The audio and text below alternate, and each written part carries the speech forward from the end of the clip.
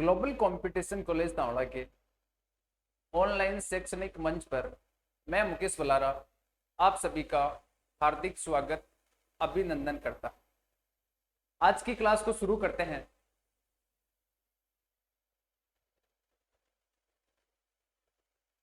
आज का जो अपना टॉपिक है वो टॉपिक रहेगा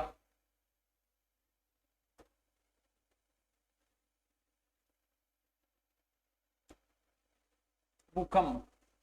आज का जो अपना टॉपिक है उसका नाम क्या है? भूकंप। अब इस टॉपिक को पढ़ने के साथ साथ सबसे पहले अपने भूकंप के बारे में सामान्य जानकारी क्या होती है, तो ये चैप्टर है, इस चैप्टर को हम कैसे कैसे पढ़ेंगे उसके बारे में सबसे पहले मैं आपको थोड़ा बता देता हूं कि सबसे पहले भूकंप और भूकंप का सामान्य परिचय पढ़ेंगे कि भूकंप का क्या सामान्य परिचय, सामान्य परिचय।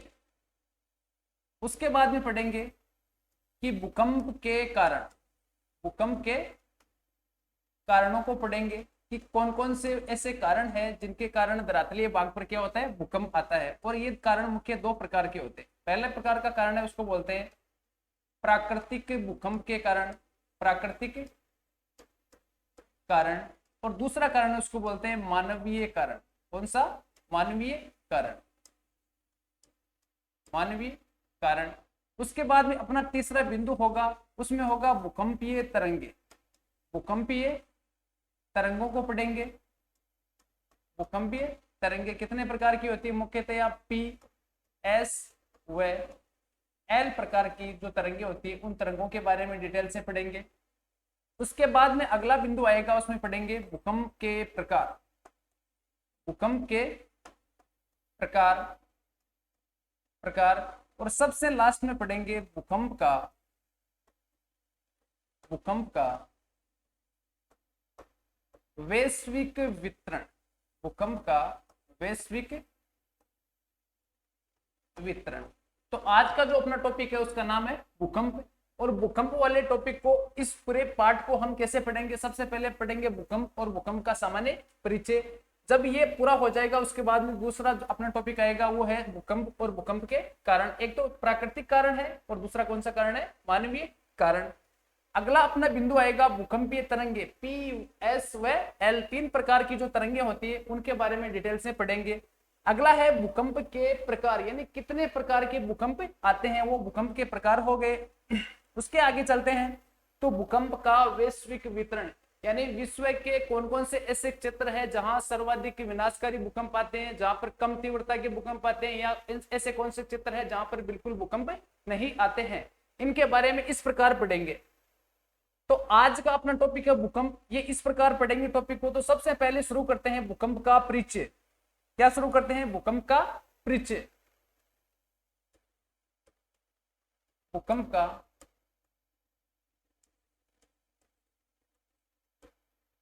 परिचय, या इसको बोलते हैं भूकंप के बारे में सामान्य जानकारी। कौन सी जानकारी?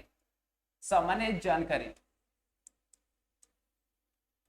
सामान्य जानकारी।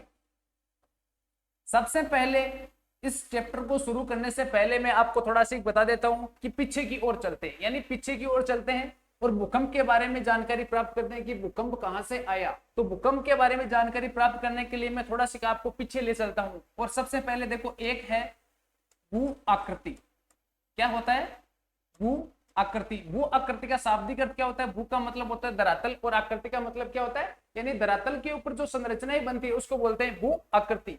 तो धरातल के ऊपर कौन कौन सी संरचनाएं बनती है उसको बोलते हैं भू आकृति विज्ञान। अब भू आकृति विज्ञान के अंतर्गत हम दो प्रकार की स्थितियों का अध्ययन करते हैं, यानी दो प्रकार के बल लगते हैं। उन दो प्रकार के बलों के कारण क्या होता है? धरातलीय रूप के ऊपर अनेक प्रकार की आकृतियां बन जाती है। तो दो प्रकार के बल लगते हैं, उन बलों का नाम है, सबसे पहला है उसको बोलते हैं अंतर्जात बल, अंतर्जात बल, और दूसरा बल है उसको बोलते हैं बहिर्जात बल, बहिर्जात बल। पहला बल है भू आकृति। भू आकृति के अंतर्गत दो प्रकार के बल लगते हैं। पहला बल है उसको बोलते हैं अंतर्जात बल और दूसरा है बहिर्जात बल। अब सबसे पहले एक शब्द आ रहा है अंतर्जात बल। अंतर्जात बल का मतलब क्या होता है कि धरातल के नीचे अनेक प्रकार के दबाव बनते हैं और दबावों के कारण क्या होता है, धरातल की आंतरिक संरचना में एक बल लगता है, उस बल को बोलते हैं अंतर्जात बल। जबकि इसके विपरीत कौन सा है, बहिर्जात बल। बहिर्जात का मतलब क्या होता है, धरातल के ऊपर वाले भाग में। अंतर्जात का मतलब क्या होता है, धरातल के नीचे वाले भाग में जो बल लगते हैं उनको बोलते हैं अंतर्जात बल। जबकि बहिर्जात का शाब्दिक अर्थ होता है धरातल के बाहरी भाग में जो संरचनाएं होती है वहां पर जो बल लगते हैं उन बलों को बोलते हैं बहिर्जात बल। तो अंतर्जात बल है, अंतर्जात बल के अंतर्गत हमारे को अध्ययन करना है। इस अंतर्जात बल के अंतर्गत दो प्रकार की स्थितियों का हमारे को अध्ययन करना है, और वो है, पहला तो है भूकंप, पहला है भूकंप और दूसरा आता है इसके अंतर्गत ज्वालामुखी। भूकंप और दूसरा क्या है, ज्वालामुखी। तो सबसे पहले आज अपना अंतर्जात बल है। अंतर्जात बल के अंतर्गत पहला बिंदु कौन सा आता है, भूकंप, और दूसरा आता है ज्वालामुखी। यानी भूकंप व ज्वालामुखी दोनों प्रकार की क्रियाएं अंतर्जात बलों के द्वारा निर्मित है, अंतर्जात बलों के द्वारा निर्मित है। जबकि दूसरा भाग आता है बहिर्जात बल। बहिर्जात बल का मतलब क्या होता है, धरातल के बाहरी भाग पर लगने वाला बल है, उसको बोलते हैं बहिर्जात बल। अब बहिर्जात बल के अंतर्गत हम पढ़ते हैं, एक तो होता है अपक्षय, अपक्षय, और दूसरा होता है उसको बोलते हैं अपर्दन, अपर्दन। अब अपक्षय का शाब्दिक अर्थ क्या होता है, यानी पहली बात किसके, बहिर्जात यानी धरातल के बाहर की ओर। तो अपक्षय का मतलब क्या होता है, कोई भी बड़ी चट्टान है, कोई भी बड़ी चट्टान है, उस चट्टान का अपने स्थान पर टूटना फूटना कहलाता है अपक्षय। और अपक्षय की क्रिया के कारण टूटी फूटी चट्टान का एक स्थान से दूसरे स्थान पर, एक स्थान से दूसरे स्थान पर चले जाना हुआ कहलाता है अपर्दन। और अपर्दन के अंतर्गत सामान्यतः वायु के द्वारा अपर्दन होता है, या फिर नदी के द्वारा हो सकती है, या फिर हिमानी के द्वारा अपर्दन हो सकता है। तो आज का जो अपना टॉपिक है वो शुरू करते हैं भूकंप से। किससे शुरू करते हैं, भूकंप से। थोड़ा सी मैं इसके बारे में आपको बेसिकली और जानकारी दे देता हूं कि धरातलीय भाग है, धरातलीय भाग पर तीन प्रकार की स्थलाकृतियां बनती है। एक प्रथम प्रकार की स्थलाकृति, दूसरी है दूसरे प्रकार की, और तीसरी है तीसरे प्रकार की जो स्थलाकृति है, यानी भू आकृति विषय है। भू आकृति विषय के अंतर्गत धरातलीय भाग पर तीन प्रकार की स्थलाकृतियां बनती है।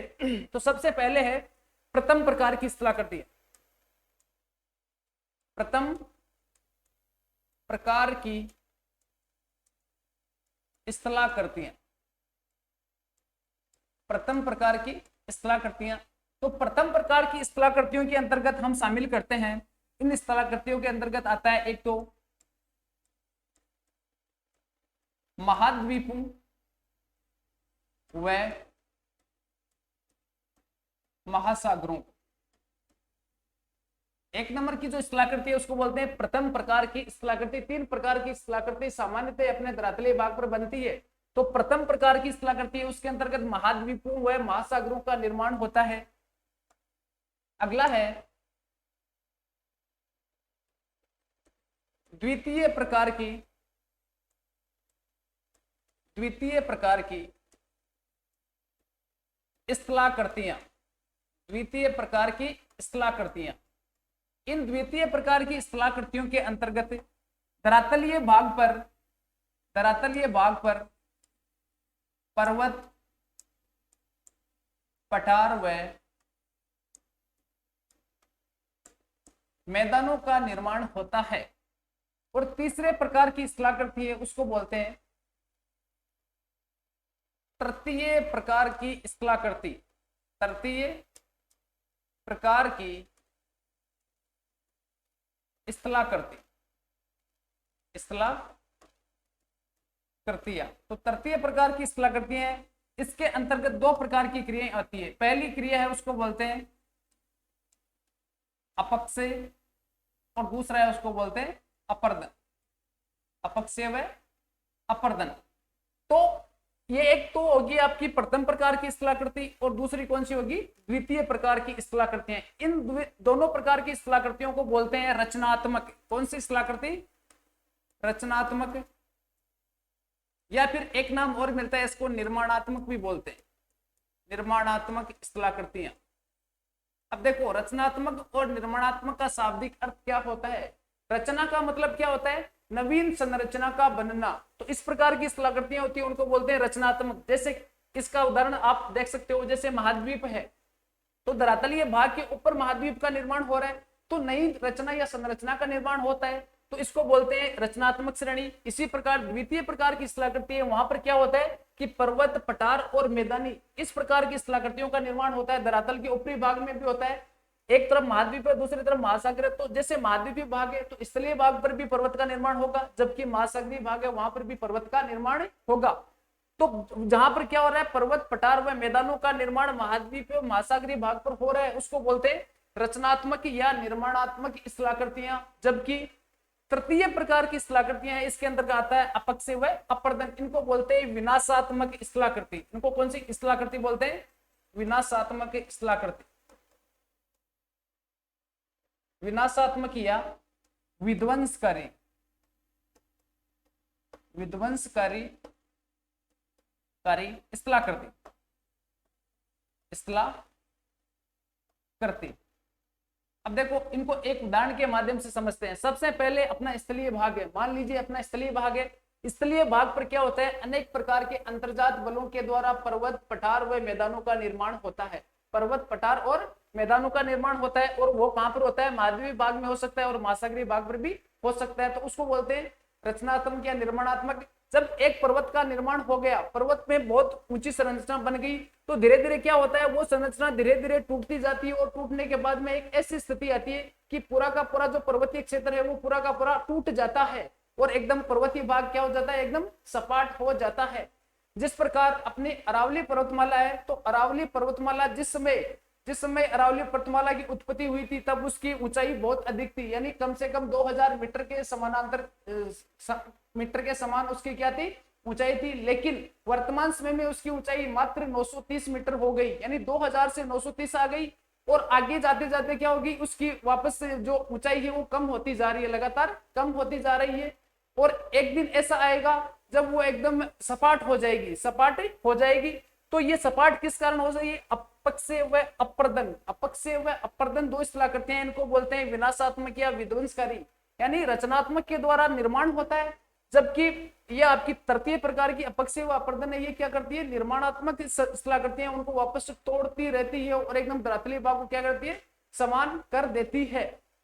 तो ये अपना एक छोटा सा टॉपिक है, इसको थोड़ा सा ध्यान रखना कि एक तो होती है रचनात्मक और दूसरा क्या होती है, विनाशकारी या विध्वंसकारी। तो रचनात्मक कौन सी है और विध्वंसकारी कौन सी है? तो आज अपना अब आते हैं अपने मेन मुद्दे पे। मेन मुद्दा अपना क्या है, अपना टॉपिक है भूकंप। ये तो भूकंप से पहले की सामान्य जानकारी थी। आज की अपनी हेडिंग है, उसको बोलते हैं भूकंप। तो ये भूकंप से जुड़े हुए कुछ तथ्य हैं, इन तथ्यों को आप दिमाग में रखना। भूकंप, देखो भूकंप के अंतर्गत दो शब्द आते हैं। पहला शब्द क्या आ रहा है, भू प्लस कंप। भू प्लस कंप, यानी भू का मतलब क्या होता है, धरातल। भू का अर्थ होता है पृथ्वी, क्या होता है, पृथ्वी। और कंप का मतलब क्या होता है, कंपन। यानी पृथ्वी के ऊपर जो कंपन होता है उसको बोलते हैं भूकंप। या फिर दूसरे शब्द में हम बोल सकते हैं कि धरातलीय भाग पर होने वाले कंपन को क्या बोलते हैं, कि भूकंप बोलते हैं। धरातलीय भाग पर होने वाले कंपन को ही भूकंप बोलते हैं। तो ये भूकंप और भूकंप का शाब्दिक अर्थ क्या होता है कि भू प्लस कंप। भू का अर्थ क्या होता है, पृथ्वी, और कंप का मतलब होता है कंपन होना, यानी कि धरातलीय भाग पर क्या होना, धरातलीय भाग पर होने वाले कंपन को ही हम क्या बोलते हैं, भूकंप बोलते हैं। अगली चीज है कि भूकंप के अंतर्गत भूकंप कहां पर, भूकंप की रचना या भूकंप का निर्माण कहां पर होता है? तो सबसे पहले धरातलीय भाग के नीचे, यानी अपना धरातलीय भाग है, इसके नीचे गहराई से किसका निर्माण होता है, भूकंप का निर्माण होता है।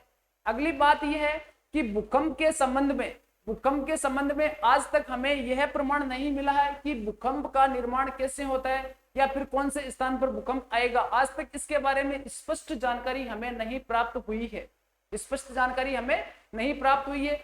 तो इसके संबंध में अपन यही बता सकते हैं कि कहां पर भूकंप आ रहा है, तो भूकंप वाला क्षेत्र कौन सा है, इसके बारे में हमारे को पता है। बाकी ये नहीं पता कि कौन से क्षेत्र में आगे इन फ्यूचर भूकंप आएगा या फिर कौन से स्थान पे नहीं आएगा। तो इसके संबंध में जानकारी अस्पष्ट है।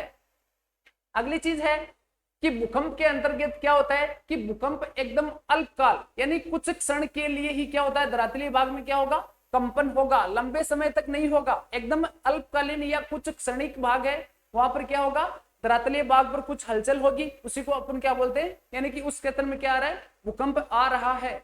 तो ये एक मानव के लिए क्या है, खतरनाक चीज है। तो भूकंप का आप देखो, भूकंप है तो भूकंपीय भाग में आप एक चीज, यानी एक उदाहरण के माध्यम से मैं आपको एक चीज बताता हूं कि मैंने आपको लास्ट टॉपिक में क्या बताया था कि पृथ्वी की आंतरिक संरचना, तो भूकंप की उत्पत्ति कहां होती है, पृथ्वी की आंतरिक संरचना के अंतर्गत किसकी उत्पत्ति होती है, भूकंप की उत्पत्ति होती है। तो आपको सबसे पहले मैंने एक चीज बताई थी कि धरातल के नीचे यानी पृथ्वी की सतह से जैसे जैसे हम नीचे की ओर जाते हैं तो वहां पर क्या होता है, घनत्व, दबाव व तापमान तीनों क्रियाएं क्या होती है, लगातार बढ़ती जाती है, बढ़ती जाती है। इसका मतलब क्या है कि पृथ्वी की आंतरिक संरचना है ना, वहां का तापमान बहुत अधिक है, टेम्परेचर बहुत ही अधिक है, टेम्परेचर, घनत्व व दबाव तीनों चीजें क्या है, बहुत ही अधिक है। तो पृथ्वी क्या करती है, अपने आंतरिक भाग से क्या करती है, हर चीज, जब भी ये धरातलीय भाग असंतुलन में आता है तो वहां पर क्या होता है, उस चीज को संतुलन में, वापस असंतुलन से संतुलन में लाने के लिए धरातलीय भाग पर क्या होता है, कंपन होता है। तो अपन ये बात बता सकते हैं कि धरातल के जो आंतरिक भाग है वहां से जो अतिरिक्त ऊर्जा होती है, उस ऊर्जा की क्या होती है, मुक्ति होती है, तब धरातलीय भाग पर क्या होता है, कंपन होता है, पहली चीज। दूसरी चीज, जहां पर भी ज्वालामुखी क्रिया होगी, जहां पर भी क्या होगी, ज्वालामुखी क्रिया होगी, तो ज्वालामुखी क्रिया जहां पर भी होगी तो उसके ऊपर वाले भाग में सबसे पहले भूकंप के हल्के झटके महसूस किए जाएंगे, और जैसे ही भूकंप का हल्का झटका महसूस होगा उसके बाद में वहां पर ज्वालामुखी विस्फोट होगा। तो आपको एक चीज और ध्यान में रखनी है कि जहां पर भी ज्वालामुखी क्रिया होती है, ऐसे क्षेत्र जहां पर क्या होती है, ज्वालामुखी क्रिया होती है या ज्वालामुखी का उद्गार होता है, तो उन क्षेत्रों पर क्या होता है, उस ज्वालामुखी क्रिया से पहले भूकंप के झटके महसूस किए जाते हैं, भूकंप के झटके महसूस किए जाते हैं। इसके अलावा आप देख सकते हो कि अनेक प्रकार के मानव जनित कारण है, यानी मानव क्या करता है, धरातलीय भाग को खोद देता है, बहुत अधिक खदानें खोद देता है, उसके कारण क्या हल्के हल्के ये भूकंप के झटके महसूस किए जा सकते हैं। इसके अंतर्गत आप देख सकते हो कि अनेक प्रकार के परीक्षण किए जाते हैं, तो उन परीक्षणों के कारण क्या होता है, धरातलीय भाग में हल्का सी कंपन होता है। इसके अलावा अनेक प्रकार के कारण जो है प्राकृतिक कारण है, प्राकृतिक कारणों के कारण अधिक विध्वंसकारी भूकंप आते हैं, ना कि मानवीय कारणों के कारण। बस मानव को तो बताया जाता है कि हाँ मानव ने ये कर दिया, बाकी मानव का अगर बस चले तो मानव क्या करेगा, धरातलीय भाग पर भूकंप आने ही नहीं देगा, आने ही नहीं देगा। तो ये मानव के बस की चीज नहीं है, ये धरातल क्या करता है, अपनी जो आंतरिक ऊर्जा है उस चीज को क्या करेगा, कंट्रोल करने के लिए धरातलीय भाग है तो धरातलीय भाग पर हल्का सी कंपन होगा। इसके अलावा एक बिंदु इससे पहले अपन ने पढ़ा था कि प्लेट विवर्तनिक सिद्धांत, कौन सा सिद्धांत पढ़ा था, प्लेट टेक्टोनिक सिद्धांत। उस प्लेट टेक्टोनिक सिद्धांत पे मैंने आपको दो चीजें बताई थी कि वहां पर क्या होता है, धरातल के नीचे अनेक प्रकार की क्या होती है, प्लेटें होती है, और वो प्लेटें क्या करती है, अपने स्थान से क्या होती है, एक प्लेट से दूसरी प्लेट की ओर दूर जा सकती है, या एक प्लेट दूसरे प्लेट के पास आ सकती है, या फिर एक प्लेट दूसरे प्लेट के सहारे इस प्रकार गति कर सकती है, यानी उनके किनारे इस प्रकार रगड़ पैदा कर सकते हैं। तो वहां पर क्या होगा, जब प्लेटों में क्या होता है, असंतुलन पैदा होता है, तो उसके ऊपर वाले भाग पर क्या होगा, भूकंपीय झटके महसूस किए जा सकते हैं, भूकंपीय झटके महसूस किए जा सकते हैं। इसके अलावा एक प्रकार और है, जैसे एक इसका मैं उदाहरण बताता हूं आपको कि आप घर पर प्रेशर कुकर का प्रयोग करते हो, घर पर किसका प्रयोग करते हो, प्रेशर कुकर का प्रयोग करते हो, और प्रेशर कुकर के द्वारा सब्जी का, यानी सब्जी को हम पकाते हैं या उबालते हैं, तो उसका एक निश्चित उबाल बिंदु होता है, निश्चित क्या होता है, नीचे से क्या होता है, उष्मा मिलती है, तो वहां पर एक निश्चित उबाल बिंदु होता है। उस उबाल बिंदु के बाद में यानी जब सब्जी तैयार हो जाती है तो उसकी अतिरिक्त ऊर्जा है वो सिट्टी के माध्यम से एकदम ऊपरी भाग में एकदम फ्री हो जाएगी। इसका मतलब क्या है, उसी प्रकार धरातल के नीचे क्या होगी, अनेक प्रकार की चट्टानें होगी, उन चट्टानों का लगातार टेम्परेचर बढ़ेगा, तो वो क्या है, असंतुलन की स्थिति से वापस संतुलन की स्थिति में आएगी, और अपनी क्या अतिरिक्त ऊर्जा है उस अतिरिक्त ऊर्जा को धरातल के बाहरी भाग में निष्कासित कर देगी, उसी को अपन क्या बोलते हैं, भूकंप बोलते हैं। इसके अलावा है कि भूकंप के अंतर्गत क्या होता है कि ये अपना धरातलीय भाग है, कौन सा भाग है, धरातलीय भाग है, और धरातलीय भाग के नीचे क्या होगा, यहाँ पर ये भाग कौन सा हो गया, अपना हो गया धरातलीय भाग, धरातलीय भाग। और धरातलीय भाग के नीचे यहाँ पर क्या है, आप इसको मान के चलो कि यहाँ पर भूकंप की उत्पत्ति हो रही है, किसकी उत्पत्ति, भूकंप की उत्पत्ति, भूकंप की उत्पत्ति। तो धरातल के नीचे का ऐसा क्षेत्र जहां भूकंप की उत्पत्ति होती है, इस बिंदु को बोलते हैं, इस बिंदु को बोलते हैं फोकस बिंदु। इस बिंदु को बोलेंगे एक तो फोकस, फोकस। इसके अलावा एक नाम और मिलता है, उसको बोलते हैं भूकंप मूल, भूकंप मूल। और तीसरा नाम है इसका, बोलते हैं हाइपो सेंटर, हाइपो सेंटर।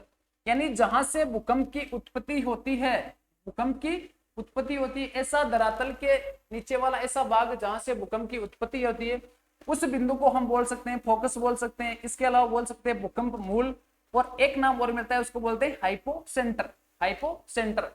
इसके बाद में क्या होगा, यहाँ पर भूकंप की उत्पत्ति होगी, और उत्पत्ति होने के बाद में भूकंपीय तरंगे जहां पर धरातलीय भाग पर, ऐसा ऊपरी धरातलीय भाग जहां पर भूकंपीय तरंगे सबसे पहले जिस भाग से टकराएगी, उस भाग को अपन बोलेंगे एपी सेंटर। कौन सा centre? AP centre, AP centre. या फिर इसको बोलते हैं अधिकेंद्र, अधिकेंद्र। यानी अधिकेंद्र का मतलब क्या है कि धरातल का ऐसा भाग जहां पर भूकंपीय तरंगे सबसे पहले महसूस की जाती है, उस क्षेत्र को बोलते हैं एपिसेंटर। यानी कि भूकंप की पहली तरंग जिस धरातलीय भाग पर पहुंचती है, वहां पर क्या होता है, उसको एपिसेंटर बोलते हैं। और एपिसेंटर की स्थिति हमेशा भूकंप मूल के समकोण पर होती है, भूकंप मूल के समकोण पर होती है। अगली चीज है कि एपिसेंटर वाले क्षेत्र, एपिसेंटर वाला क्षेत्र है, वहां पर सर्वाधिक क्षति होगी। यानी जो भूकंप उत्पत्ति होती है, तो भूकंपीय तरंगे सबसे पहले जिस भाग पर पहुंचेगी, उस भाग पर सर्वाधिक क्षति होगी। और एपिसेंटर से जैसे जैसे दूरी पर जाती है, वहां पर तरंगों की गति में क्या होगा, थोड़ा थोड़ा समय बढ़ता जाएगा, तो क्षति भी लगातार क्या होगी, बढ़ती जाएगी। क्षति क्या होगी, कम होती जाएगी। सबसे अधिक क्षति कहां पर होगी, धरातलीय भाग पर, यानी जहां पर एपिसेंटर वाला बिंदु, वहां पर सर्वाधिक हानि होगी। और एपिसेंटर से जैसे जैसे हम दूर की ओर जाएंगे, तो वहां पर क्या है, हानि कम होती जाएगी, कम होती जाएगी। तो ये इस प्रकार थोड़ा सी भूकंप के बारे में सामान्य जानकारी है। अब इस जानकारी को थोड़ा अपन लिपिबद्ध कर लेते हैं, ताकि आपके भी समझ में आ जाए और पढ़ने में भी आसानी रहे। तो सबसे पहले शुरू करते हैं भूकंप। भूकंप के अंतर्गत देखो, सबसे पहले एक बिंदु आएगा,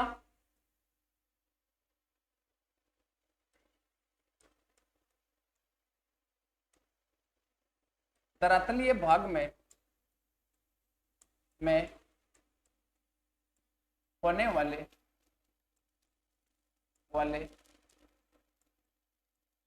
कंपन को भूकंप कहते हैं, भूकंप कहते हैं। यानी धरातलीय भाग में होने वाला जो कंपन है, उस कंपन को क्या बोलते हैं, भूकंप कहते हैं। यह अल्पकाल के लिए, अल्पकाल या इसको बोल सकते हैं क्षणिक, क्षणिक होने वाली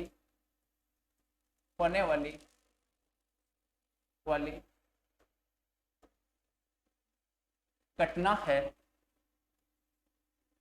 अल्पकालीन या क्षणिक होने वाली घटना है। अगला है कि इसके अंतर्गत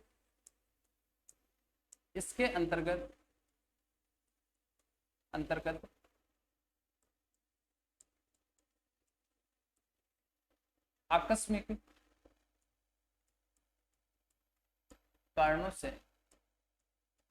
कारणों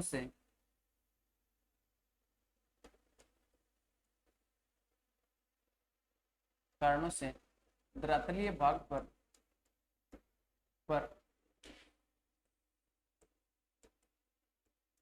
भूकंप की उत्पत्ति होती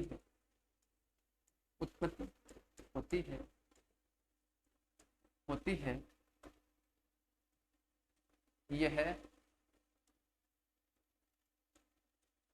अंतर्जात बलों के कारण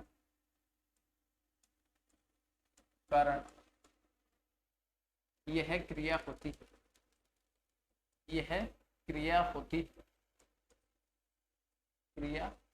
है।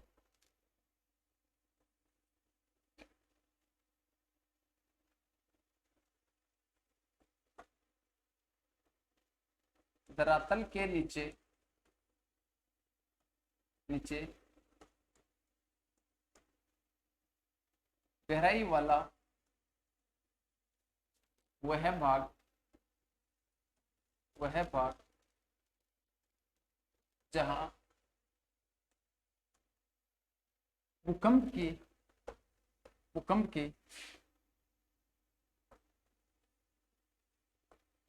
उत्पत्ति होती है उसे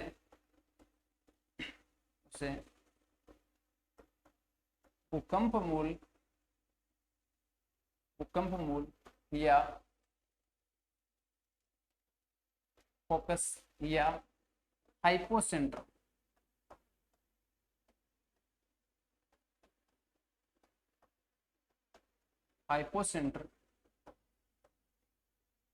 बिंदु कहते हैं। हाइपोसेंटर बिंदु कहते हैं एवं धरातल का ऐसा भाग जहां भूकंपीय तरंगे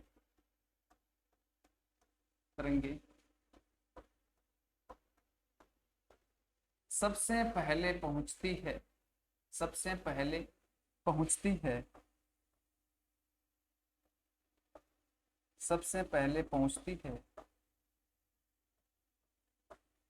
उस भाग को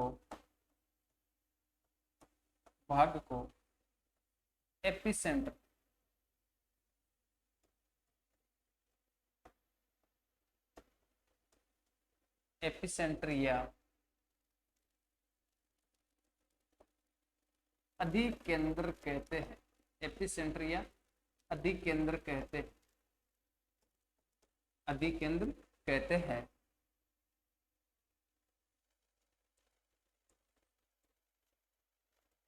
यह बिंदु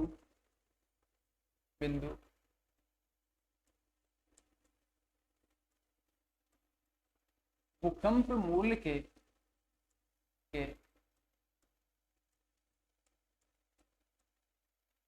समकोण स्थिति पर होता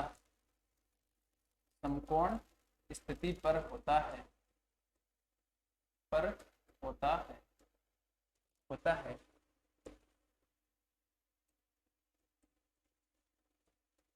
एपिसेंटर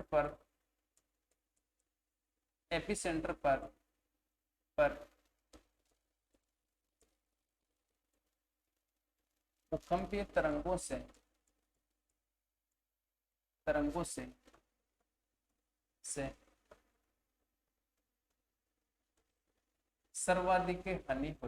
सर्वाधिक हानि होती है एवं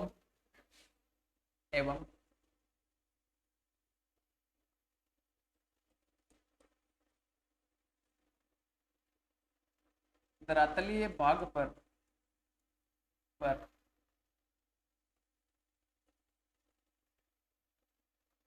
अधिकेंद्र से जैसे जैसे दूरी बढ़ती जाती है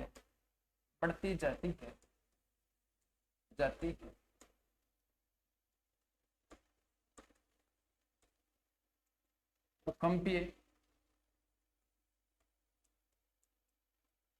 तरंगों की गति कम होती जाती है एवं हानि भी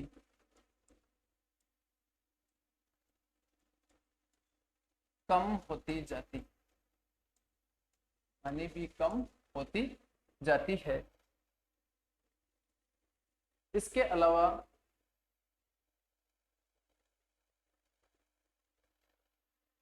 अलावा है एक शब्द यानी 2-3 आपको शब्दावलियां, उन शब्दावलियों को आपको विशेष ध्यान रखना है। भूकंप के संबंध में 2-3 शब्दावलियां। पहला है सिस्मोलॉजी। सिस्मोलॉजी, यानी सिस्मोलॉजी क्या है, सिस्मोलॉजी क्या है?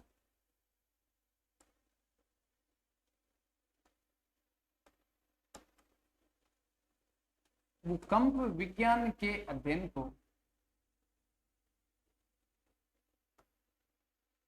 भूकंप विज्ञान के अध्ययन को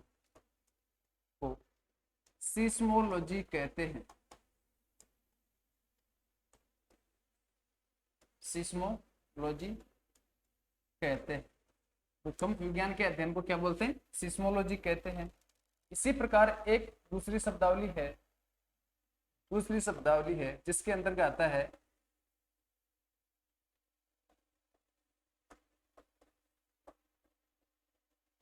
सिस्मोग्राफ, सिस्मोग्राफ।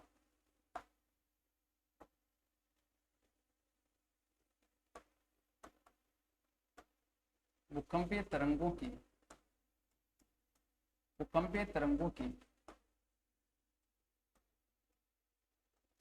तीव्रता मापने का,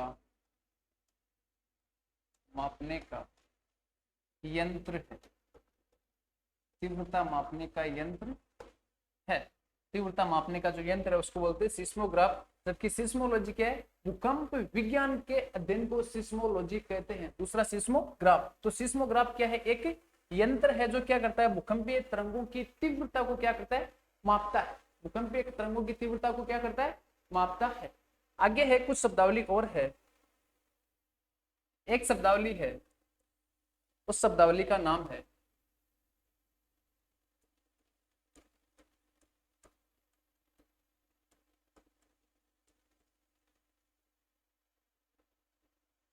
आइसोसिस्मल, या फिर इसका एक और नाम देखने को मिलता है। आइसोसिस्मल को बोलते हैं समभूकंप। इसको बोलते हैं समभूकंप।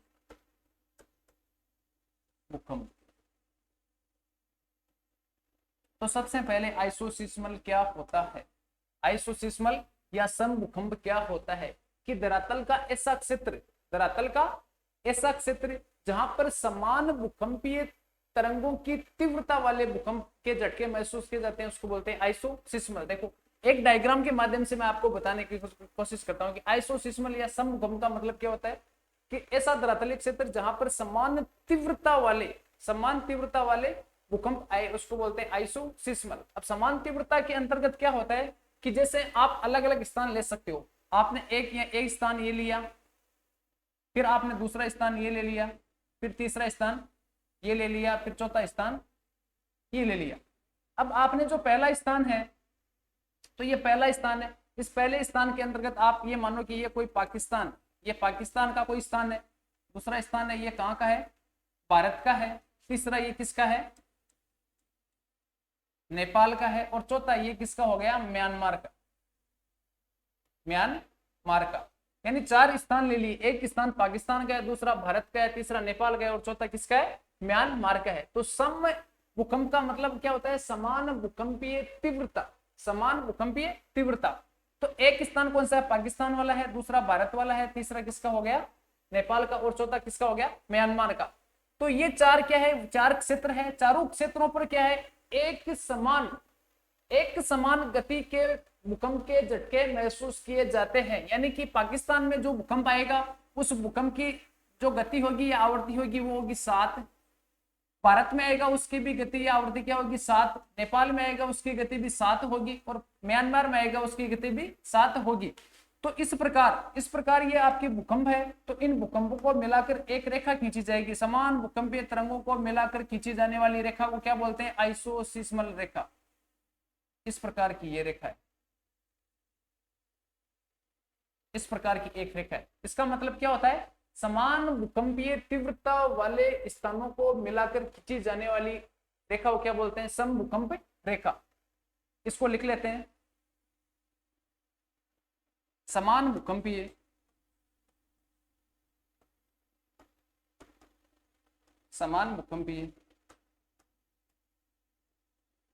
तीव्रता वाले स्थानों को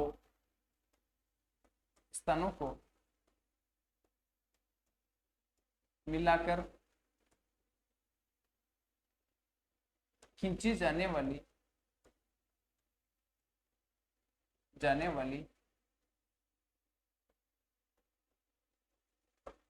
काल्पनिक रेखा को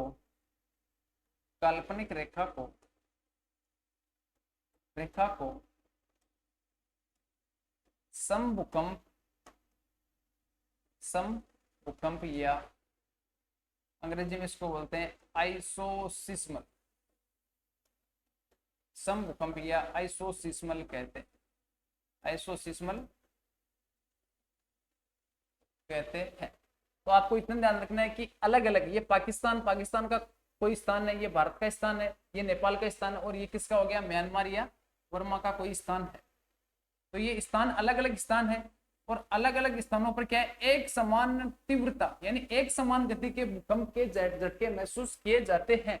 तो समान भूकंपीय तीव्रता यानी यहाँ पर भूकंप आया, इसकी तीव्रता 7 दर्ज की, भारत में आया उसकी 7 दर्ज की, नेपाल में आया उसकी 7 दर्ज की, और म्यांमार का कोई शहर वहां पर अगर भूकंप आया उसकी तीव्रता क्या है, 7 है।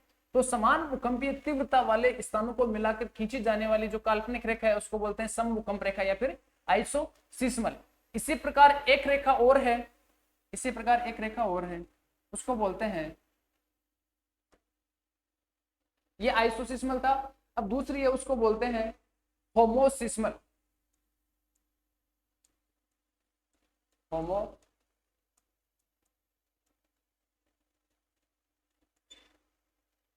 होमोसिस्मल या फिर इसका एक नाम और देखने को मिलता है, उसको बोलते हैं सह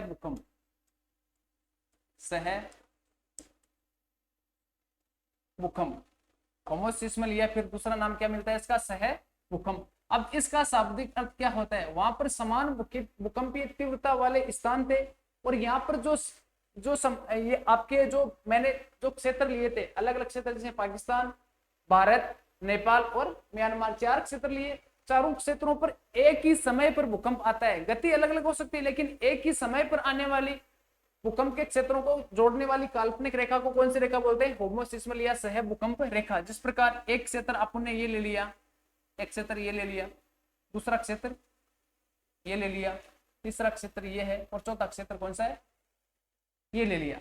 तो ये है, इसको बोल सकते हैं ये पाकिस्तान का शहर है कोई, ये किसका हो गया, ये भारत का हो गया, ये नेपाल का हो गया,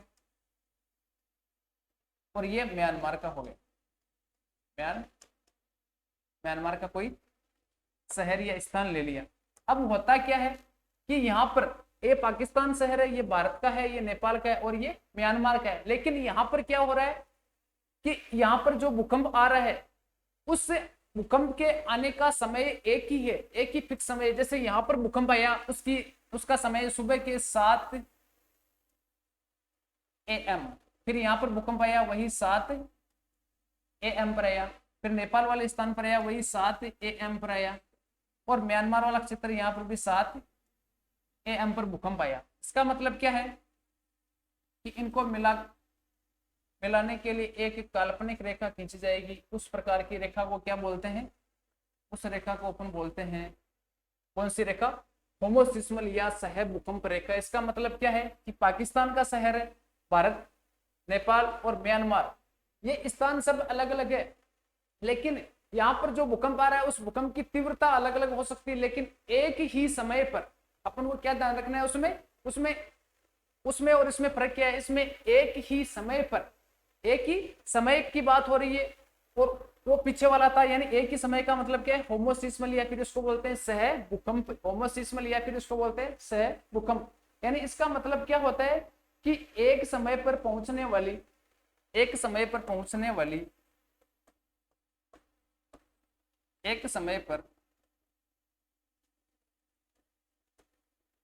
पहुंचने वाली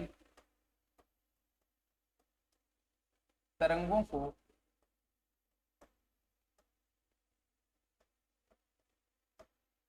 मिलाने वाली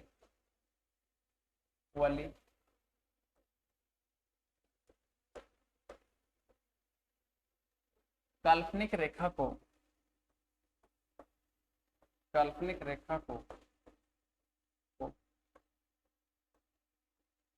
सह सह भूकंप या होमोसिस्मल या होमोसिस्मल कहते सिस्मल कहते हैं। तो इस प्रकार ये थोड़ा सी आज की क्लास में अपन पढ़ा था भूकंप और भूकंप का क्या है सामान्य परिचय। तो भूकंप और भूकंप का सामान्य परिचय अपन ने पढ़ लिया, थोड़ा सी इसको रिवाइज कर लेते हैं।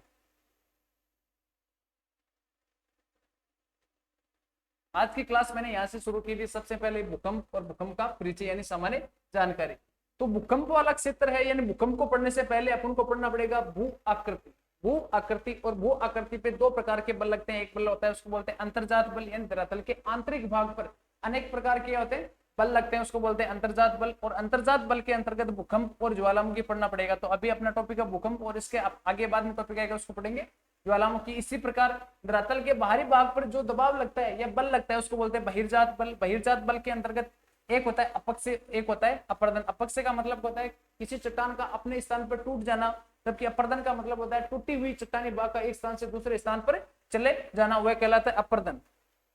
अगला है कि मैंने आपको बताया कि अपना ये धरातलीय भाग है भू आकृति। भू आकृति के अंतर्गत हम तीन प्रकार की श्रेणियों की बात करते हैं, तीन प्रकार की श्रेणियों की बात करते हैं। तो प्रथम प्रकार की स्थलाकृति या प्रथम प्रकार की भू आकृति भी बोल सकते हैं इसको, प्रथम प्रकार की श्रेणी भी बोल सकते हैं, या प्रथम प्रकार की स्थलाकृति के साथ इसको भू आकृति भी बोलते हैं। प्रथम प्रकार की भू आकृति के द्वारा किसका निर्माण होता है? महाद्वीपों और महासागरों का निर्माण होता है। अगला आता है द्वितीय प्रकार की स्थलाकृति या भू आकृति के द्वारा पर्वत, पठार व मैदानों का निर्माण होता है। तृतीय प्रकार की भू आकृति या स्थलाकृति के द्वारा किसका निर्माण होता है? अपक्षय व अपर्दन क्रिया का निर्माण होता है।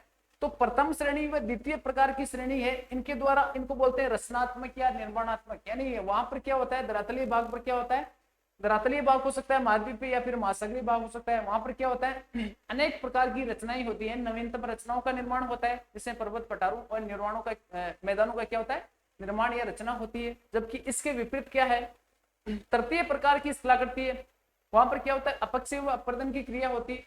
जैसे ही प्रथम व द्वितीय प्रकार की स्थलाकृति, इनके द्वारा क्या होता है, किसी नई रचना का निर्माण होता है, तो उस रचना को वापस तोड़ने के लिए तृतीय प्रकार की स्थलाकृति है, निर्माणात्मक भाग को वापस क्या करेगी, अपक्षय व अपर्दन क्रिया के द्वारा वापस उस भाग को तोड़ देगी और एकदम क्या कर देगी, सपाट कर देगी।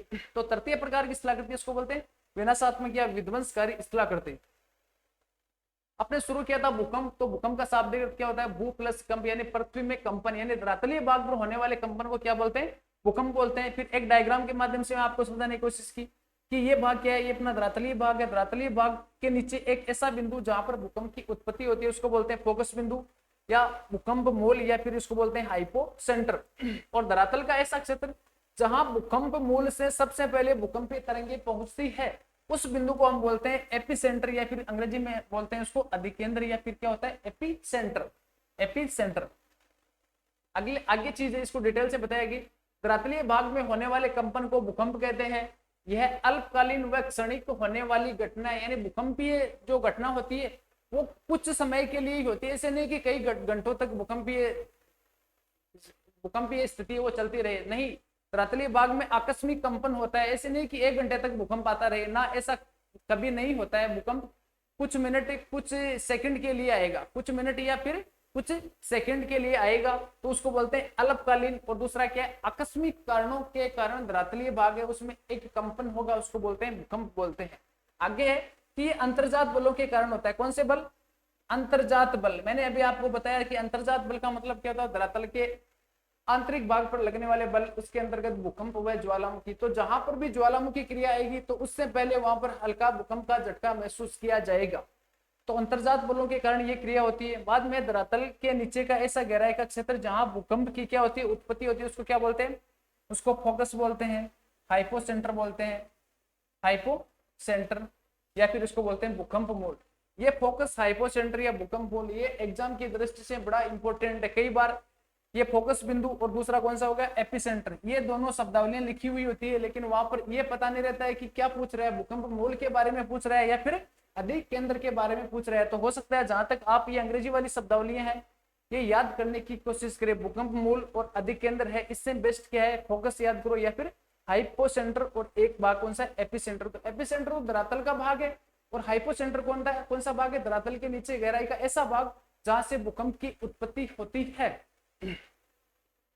आगे वाला भाग है, यह बिंदु भूकंप मूल के समकोण की स्थिति में होता है। कौन सा भाग होता है? एपिसेंटर वाला क्षेत्र हमेशा समकोण या 90 डिग्री के पास वाला भाग होता है, उसको बोलते हैं समकोण वाला भाग या एपिसेंटर वाला भाग, क्योंकि सबसे पहले भूकंपीय तरंगे जिस भाग पर पहुंचती है वो एकदम समकोण वाला भाग होगा, और समकोण वाला भाग कहां पर होगा? धरातलीय भाग, उस भाग को बोलते हैं एपिसेंटर, समकोण पर। अगली चीज है कि सबसे पहले जहां पर भूकंपीय तरंगे पहुंचती है वहां पर सर्वाधिक विनाश या क्षति होती है, और जैसे जैसे भूकंपीय तरंगे एपिसेंटर से दूर की ओर जाएगी तो वहां पर क्या होगी? हानि की मात्रा ही लगातार क्या होती? कम होती जाएगी। अगला है सिस्मोलॉजी का मतलब क्या होता है? भूकंप विज्ञान का अध्ययन करने वाले विज्ञान को क्या बोलते हैं? सिस्मोलॉजी। दूसरा है सिस्मोग्राफ। सिस्मोग्राफ क्या मतलब क्या होता है? भूकंपीय तरंगों की तीव्रता मापने का एक यंत्र होता है, उसको बोलते हैं सिस्मोग्राफ। आगे दो प्रकार की शब्दावली है। एक शब्दावली उसका नाम है आइसोसिस्मल। कौन सा सिस्मल? आइसोसिस्मल, या फिर इसको बोलते हैं समभूकंप। इसका मतलब क्या होता है? समान भूकंपीय तीव्रता, यानी कि एक पाकिस्तान का शहर है, दूसरा भारत का, फिर नेपाल का, फिर म्यांमार का, चार शहर है, चारों क्षेत्रों पर क्या हो रहा है? एक समान आवृत्ति, यानी यहाँ पर जो भूकंप है उसकी आवृत्ति 7 है, इसकी 7 है, इसकी भी 7 है और इसकी भी 7 है। तो समान भूकंपीय तीव्रता वाले स्थानों को मिलाकर खींची जाने वाली काल्पनिक रेखा को कौन सी रेखा बोलते हैं? आइसोसिस्मल, या फिर बोल सकते हैं सम भूकंप रेखा। फिर आगे वाला आएगा एक शब्दावली है होमोसिस्मल, या फिर इसको बोलते हैं सह भूकंप।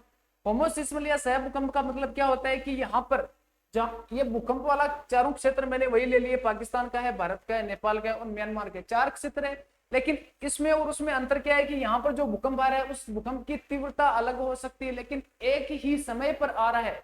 कि पाकिस्तान का शहर है वहां पर 7 AM पर आ रहा है, भारत में 7 AM पर, नेपाल वाले क्षेत्र में 7 AM पर और म्यांमार वाले क्षेत्र में 7 AM पर, यानी एक ही समान समय पर आने वाला भूकंप, उसको कौन सा भूकंप बोलते हैं? होमोसिस्मल, या फिर बोल सकते हैं सह भूकंप, यानी एक समय पर पहुंचने वाली तरंगों को मिलाकर खींची जाने वाली। यहाँ पर क्या रहा है? एक समय पर पहुंचने वाली, एक समय, यानी यहाँ पे 7 बजे, यहाँ पर 7, यहाँ पर 7 और यहाँ पर 7, तो एक समय पर पहुंचने वाली तरंगों को मिलाकर खींची जाने वाली काल्पनिक रेखा को क्या बोलते हैं? सह भूकंप या होमोसिस्मल रेखा बोलते हैं।